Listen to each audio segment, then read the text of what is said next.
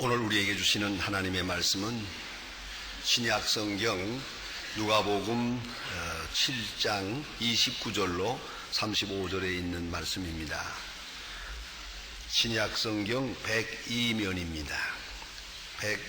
102면 누가복음 7장 29절부터 봉독합니다. 이 계시의 말씀을 봉독할 때에 살아계신 하나님의 음성을 다 함께 들으실 수 있기를 바랍니다. 모든 백성과 세리들은 이미 요한의 세례를 받은지라 이 말씀을 듣고 하나님을 의롭다 하되 오직 바리새인과 율법사들은 그 세례를 받지 아니한지라 스스로 하나님의 뜻을 저버리니라. 또 가라사대 이 세대의 사람을 무엇으로 비유할꼬 무엇과 같은고 비유컨대 아이들이 장터에 앉아 서로 불러 가라되 우리가 너를 향하여 피리를 불어도 너희가 춤추지 않고 우리가 애곡하여도 너희가 울지 아니하였다 함과 같도다. 세례 요한이 와서 떡도 먹지 아니하며 포도주도 마시지 아니하매 너의 말이 귀신이 들렸다 하더니 인자는 와서 먹고 마시매 너의 말이 보라 먹기를 탐하고 포도주를 즐기는 사람이요 세리와 죄인의 친구로다 하니 지혜는 자기의 모든 자녀로 인하여 옳다 함을 얻느니라. 아멘. 예수님께서 우리를 위하여 십자가에 돌아가시고 우리 의를 위하여 부활하시고 그 부활하신 거룩한 몸을 맨 먼저 보여주신 분이 바로 막달라 마리아입니다. 그 놀라운 역사, 그 엄청난 사건, 첫 번 증인, 첫 번 목격자가 막달라 마리아라고 하는 여자입니다.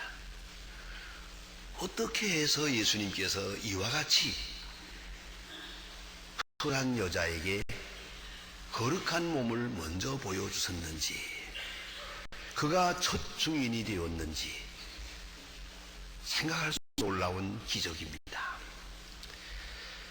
또 한 가지 궁금한 것은 어떤 경로로 또 어떤 계기에 막달라 마리아를 처음 만나게 되었을까? 막달라 마리아가 어떤 때에 예수를 만나서 예수의 제자가 되었을까? 이 또한 궁금한 이야기입니다. 그런데 전설에 의해서 그것을 근거로 한 소설가가, 어디까지나 그건 추리 소설입니다마는 소설 속에서 그 경로를 말해주고 있습니다. 1998년 노벨 문학상 수상작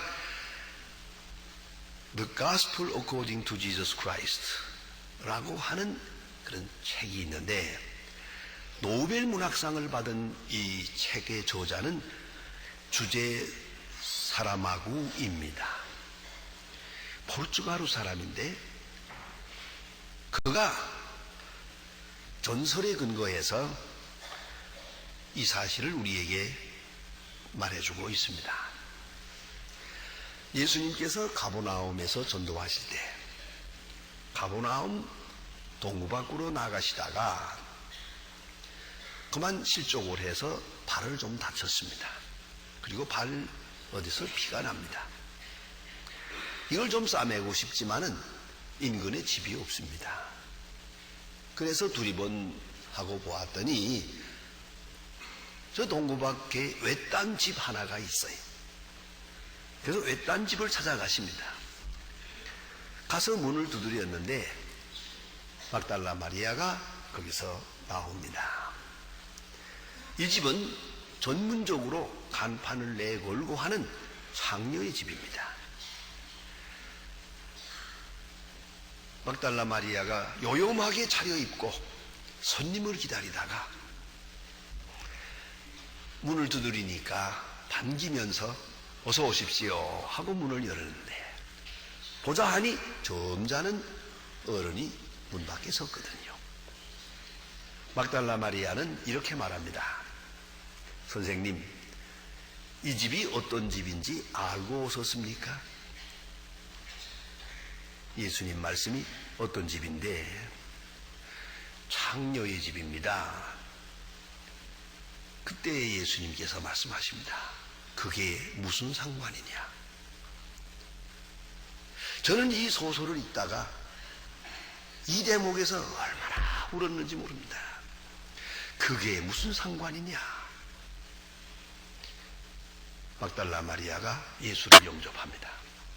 만일에 이때 예수님께서 화다닥 놀라면서 이 더러운 것 하고 그만 비껴갔더라면 마리아는 어떻게 됐을까? 라고 생각을 합니다. 예수님께서 들어가셔서 그 상처를 치료받고 그 집에서 떠나지를 못하고 막달라 마리아와 이야기하면서 그날 밤 거기서 유숙을 합니다. 그리고 그 다음에 그는 나사렛 고향으로 갔었다가 일주일쯤 있다가 이 자리를 또 지나가게 됩니다. 지나가다가 궁금하게 생각합니다. 그 마리아가 어떻게나 지낼까? 나를 만난 다음에도 계속해서 창녀 직업을 가지고 그렇게 살아갈까? 궁금합니다. 그래서 이 집을 또 찾아 들었습니다. 이제 마리아가 반갑게 맞이합니다. 예수님이 궁금한 것은 또 하나 있습니다. 이 여자가 변화됐나 아니면 또 창녀 일을 하고 있나. 하지만은 그렇게 물어볼 수가 없어요. 그의 자존심과 그의 마음, 아픈 마음을 생각해서. 그래서 예수님은 말씀하십니다. 요새 손님이 많으냐 그래요. 참 그 말이 얼마나 깊은 사랑에서 하는 말입니까? 요새 손님이 많으냐? 했더니 막달라 마리아가 정색을 하고 대답합니다. 선생님, 여자는요 참으로 존경하는 어른을 한번 만나고 나면 다시 다른 사람을 사랑할 수가 없답니다. 그때 예수님이 말씀하십니다. 나를 따르라. 그래서 예수님의 제자가 됩니다. 그때부터 열심히 따르고 마침내 십자가까지 따라가고 부활하시는 언덕까지 그 무덤까지 따라가서 예수님을 만나게 됩니다. 여러분 상상해 보세요. 무엇이 사랑입니까? 성도 여러분, 진정으로 누구를 사랑해 본 일이 있습니까? 정말 내가 누구를 사랑한다고 생각하고 있습니까? 누구를 친구로 맞아보았습니까? 내가 누구의 친구라고 생각해 보십니까? 런던 타임즈가 설문조사를 해서 도대체 친구가 뭐냐, 어떤 걸 친구라고 말할 수 있느냐, 그래서 많은 응모를 받아가지고 깊이 조사해서 그 가운데서 가장 잘 됐다고 하는 친구의 정의를 내놓았습니다. 그 첫째가 뭔가 하니? 모든 사람이, 온 세상 사람이 다 나를 버릴 때 그때의 나를 찾아오는 사람, 그 사람이 친구라고. 어떤 이유로든지 모든 사람이 나를 배척하고 버릴 때 나에게 가까이 오는 사람이 친구다. 둘째는 나의 침묵을 이해하는 사람이다. 말이 필요가 없어요. 오히려 설명하려고 그러면 설명하지 말라 그래요. 다 아니까. 무슨 긴긴 말이 필요합니까? 무슨 설명이 필요합니까? 나는 너를 안다. 네 억울함을 안다. 네 고통을 안다. 네가 바로 하고 있다는 것도 안다. 네 진실을 안다. 나의 침묵을 충분히 이해하는 것, 그게 내 친구요. 또 하나는 나의 기쁨을 곱해주기도 하고 나의 슬픔을 쪼개주는 자다 그러세요. 나의 기쁨에 대해서는 멀티플라이 하세요. 그와 만나면 기쁨이 배나 커져요. 점점 커져요. 제곱으로 커져요. 슬픈 마음으로 만나면 슬픈 마음이 반으로 감해져요. 자꾸만 작아져요. 그것이 친구다. 참 훌륭한 해석이 아니겠습니까? 또 그런 종이라고 생각합니다. 예수님께서는 죄인을 사랑하십니다. 그 사랑을 우리가 때때로 너무 쉽게 감상적으로 생각합니다. 하나님이 우리를 사랑한다는 그 사랑의 의미를 우리가 잘 깨닫지는 못해요. 우리가 가진 편견과 그 집착된 잘못된 관념 때문에 참사랑에 대한 이해가 없습니다. 참사랑을 깨닫는 순간 벌써 나는 새 사람이 됩니다. 참사랑을 베푸는 순간 전혀 다른 세계가 내 앞에 전개되는 것이 옵시다. 사랑은 위대합니다. 예수님 보세요. 우리 죄인을 사랑한 결과로 세리와 죄인의 친구라고 하는 반갑지 않은 오명을 받았습니다. 명예롭지 못한 이름을 가졌습니다. 세리와 죄인의 친구. 여러분 다시 돌아가 생각해 봅시다. 예수님이 장녀집에서 지무셨습니다. 이제 어떤 오해가 있겠습니까? 얼마나 소문이 많이 나요. 어떻게 하겠습니까? 그러나 예수님은 막달라 마리아의 집에서 장녀라는 것을 알았기 때문에 그는 떠날 수가 없었습니다. 문을 차고 나올 수가 없었습니다. 그것이 무엇을 의미하는지를 우리가 알아야 합니다. 사랑은 변화시킵니다. 사랑하면 변화됩니다. 먼저 사랑을 하는 순간 내가 변화. 누구를 사랑하는 순간에 내가 달라집니다. 달라지지 않으면 사랑이 아닙니다. 먼저는 듣는 마음이 생깁니다. 깊은 관심을 가지고 그의 말을 듣습니다. 그게 사랑입니다. 들어주는 게 사랑입니다. 그 비판이 없습니다. 지루함도 없습니다. 계속해서 들을 뿐만 아니라 이해하는 것이 아니라 이해됩니다. 이게 사랑이라는 거예요. 긴 설명이 없어도 사랑하면 그랬을 거다. 나도 그랬을 거다. 아니, 나는 너보다 더 어려워졌을 거다. 내 심정을 내가 안다. 어떤 형편이라도 충분히 이해가 됩니다. 이해 못할 일이 하나도 없습니다. 그런데 이해가 안 된다고 그럴 수 있느냐, 택도 없다, 이건 사랑이 아닙니다. 사랑하면 그 누구라도 충분히 이해가 됩니다. 그게 달라지는 거예요. 전에 같으면 비판했는데 이제는 비판할 말이 없어요. 이제는 충분히 이해가 되니까요. 또 하나는 애정의 눈으로 봅니다. 사랑의 눈으로 보니 다 아름답습니다. 아름답지 않은 것이 없습니다. 그리고 희망적으로 봅니다. 사랑에는 낙심이 없습니다. 어떤 자를 사랑했든지 사랑하는 순간 그에게서 소망이 보입니다. 희망적입니다. 사랑은 절대로 절망하지 않습니다. 실망이라는 없습니다. 환하게 미래가 보입니다. 그것이 사랑이라는 거예요. 우리는 가끔 자식을 사랑한다고 하면서도 싹시 노랗다 그래요. 야, 이거사 이게 사랑입니까? 사랑은 어떤 경우에도 그렇게 말하지도 않고 그렇게 생각되지도 않습니다. 또 사랑은 내가 그에게로 가까이 갑니다.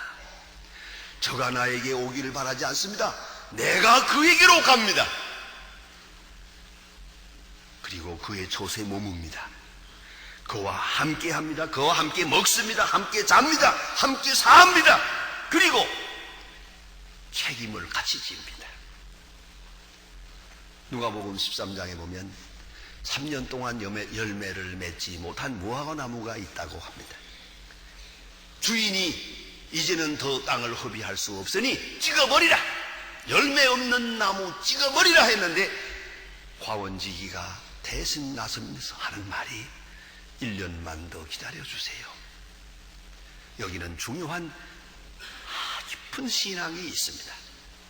열매 없는 책임이 내게 있는 겁니다. 이 책임을 내가 지겠습니다. 내게 기회를 주십시오. 열매 없이 심판받은 이 무화과 나무에 대한 책임을 과원지기가 대신 집니다. 그것이 사랑이라는 거예요. 아무도 비판하지 않습니다. 심판하지 않습니다. 그리고 책임을 함께 지고 아니 대신 집니다. 그리고 나아가서 사랑은 주는 겁니다. 주는 마음으로 바뀝니다. 받고자 하는 마음이 주는 마음으로 바뀝니다. 얻고자 하는 마음이 베푸는 마음으로 바뀝니다. 그런데 중요한 것은 저가 무엇이 필요한지를 알기 시작합니다. 내 입장에서 내가 생각하는 대로 주는 게 아닙니다. 그가 정말로 필요로 하는 게 뭔가 그걸 알게 됩니다. 오순절 성령 강림 충만했던 바로 그 교회의 특징이 무엇입니까? 필요에 따라 나누어 주었다. 필요를 알기 시작했어요. 여러분, 내가 사랑하는 사람에게 필요한 게 뭡니까? 정말로 필요한 게 뭡니까? 그것이 보여지는 거예요. 그것을 알게 되는 거예요. 또한 그것을 충족시켜주는 거예요. 여기서 마음이 가고 관심이 가고 사랑이 갑니다. 그리고 가장 중요한 게 뭐냐면 의를 줍니다. 내 명예가 더러워지지만은 그에게 의를 줍니다. 의롭다 함을 줍니다. 이보다 더 귀한 사람은 없어요. 보세요. 마태복음 8장 9절 이하에 보면 예수님께서 세관에 앉아 세우를 보고 있는 사람, 마태를 현장에서 보십니다. 나를 따르라. 이 세리가 얼마나 감격하겠습니까? 모든 사람으로부터 멸시를 받는 세리가 이거 예수님의 제자가 되다니 너무 감격해서 자기 동료들을 다 불러가지고 집에서 잔치를 합니다. 예수님 이 집에 들어가서 잔치를 잡수셨습니다. 이건 안 되는 겁니다. 세리의 집에 들어가도 안 되고 세리와 만나도 안 되고 그 집에 가서 음식이라는 건 말도 안 됩니다. 그것이 당시 풍속이요. 심지어 거지도 세리가 주는 돈을 안 받았답니다. 모르고 받았다가 저만큼 가는데 너 지금 그 돈푼 한 푼 구제해 준 사람이 그게 바로 세리다. 그래 돈을 갖다 던졌다. 죽어도 세리 돈은 안 받는다. 자, 이런 거예요. 그런데 예수님께서 세리의 집에 가서 잡수십니다. 아니냐 다를까 바리새인 교인과 서기관들이 비난을 합니다. 그때 예수님 말씀이 건강한 자에게는 의원이 쓸데없고 병든 자에게라야 쓰느니라 말씀하시며 머물렀고 그리고 잡수시고 유숙하셨습니다. 다시 말하면 이 집의 선물 보따리를 가지고 온 게 아니라 오히려 대접을 받았습니다. 같이 잡수셨습니다. 그것이 사랑이에요. 왜요? 그를 죄인을 의인으로 대접하는 겁니다. 추한 자를 거룩한 자로 영접하는 시간이기 때문입니다. 자, 이렇게 의의를 주셨다 하는 것입니다. 그뿐이 아닙니다. 이렇게 참 사랑을 베풀면 이제 사랑받는 자가 변합니다. 사랑받는 자가 달라집니다. 이걸 잊지 말아야 합니다. 사랑할 때 내가 변하고 저가 변합니다. 내가 달라지고 저가 달라지고 세상이 달라집니다. 그게 사랑의 신비요 사랑의 속성입니다. 사랑하는 내가 달라집니다. 사랑받는 저가 달라집니다. 그래서 죄인이 하나님의 자녀가 됩니다. 죄인이 의롭다함을 얻어 하나님의 자녀가 됩니다. 새 사람이 됩니다. 제가 인천에서 목회할 때에 경험했던 이야기입니다. 어떤 날 젊은 여자분이 찾아와서 자기 고민을 얘기합니다. 인류 대학을 다녔는데 대학을 다니면서 소위 학사들 사이에 서로 연애가 돼서 학사 부부로 결혼을 했습니다. 10년 동안 아주 무난하게 아이 둘 낳고 잘 살았어요. 그런데 어느 날 남편이 밖으로 나돌기 시작하더니 어느 여대생과 동거하고 있다는 거예요. 일주일에 한 번씩 돌아오기도 하고 한 달에 한 번도 돌아오고. 근데 이건 지금 큰일 났어요. 이렇게도 해보고 저렇게도 해봤는데 영 안 돌아오는 거. 제가 물어봤어요.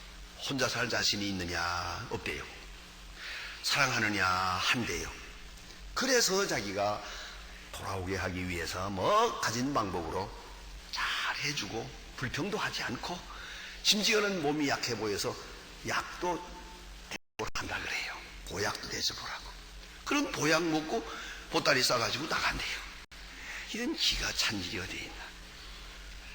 이거 아무리 해도 안 돌아오는데 자기가 또 몰래 가보았더니 그 여자가 자기보다 젊기는 하지만은 어느 물어보나 자기만 못하더래요.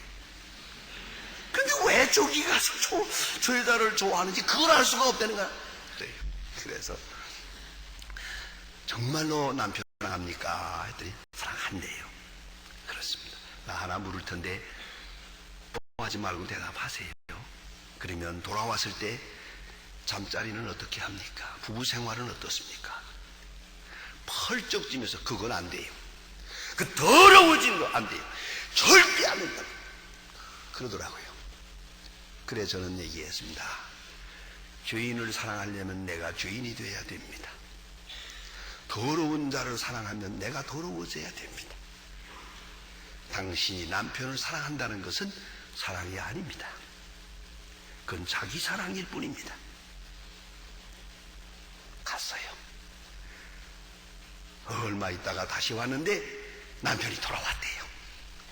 어떻게 돌아왔냐 했더니 집에 돌아가서 가만히 기도하며 생각해 보았대요. 많이 기도하는 중에 그는 응답을 받았대요.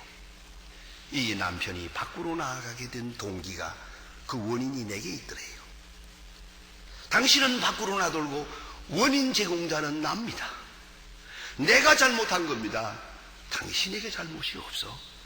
이것은 내 잘못입니다 하고 고백했대. 했더니 저쪽에서 아니야, 사실은 내가 나쁘지. 아주 그 가정에 붕이 일어났어요. 아주 뜨거운 새로운 차원의 사랑을 하게 됐대. 여러분, 사랑이 뭡니까? 높은 자리에 서서 얼마의 구제금을 던져줄 생각입니까? 내 자랑하면서 선한 일 했노라고 할 것입니까? 사랑의 깊은 뜻을 알아야 합니다. 죄인을 사랑한다면 죄인이 되어야 합니다. 칼바르트의 유명한 명언을 제가 늘 마음에 새깁니다. God's love does not find its object but creates it. 하나님의 사랑은 대상을 찾는 것이 아니라 대상을 창조하는 거라고. 창조적 사랑, 이걸 잊지 말아야 합니다. 성도 여러분, 참사랑을 배워야 합니다. 참사랑을 얼만큼 깨달았습니까? 여러분은 사랑이 무엇이라고 생각하십니까? 내가 받는 사랑이 얼마나 엄청난 걸 아십니까? 주께서 나를 위하여 오시고 십자가를 지시고 죄인이 되시고 저주를 받으시고 죽으셨어요. 나를 사랑하기에 그는 죄인이 되었어요. 내가 죽을 대신 그는 죽으셨어요. 여기에 사랑의 깊은 의미가 있는 것이에요. 그 사랑 안에 내가 있습니다. 이 사랑을 실천하게 될 때 나도 변하고 저도 변합니다. 오직 사랑만이 사람을 바꿉니다. 오직 사랑만이 세상을 바꿉니다. 세리와 죄인의 친구, 이것이 예수님의 이름입니다. 기도하십시다.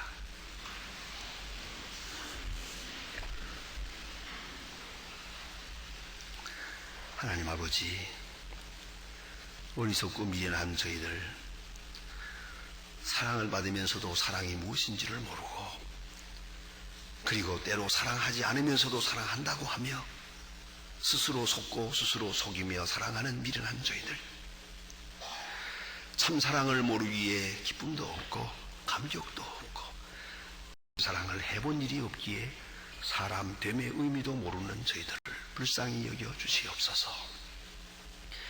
주께서 나를 사랑하심이 얼마나 엄청난 것을 깨닫게 하시고, 그 거룩한 사랑에 감격할 뿐더러 그 사랑을 다소라도 실천하면서 사랑의 행위 속에서 주의 사랑을 확증하며 살게 하옵소서. 예수님의 이름으로 기도합니다. 아멘.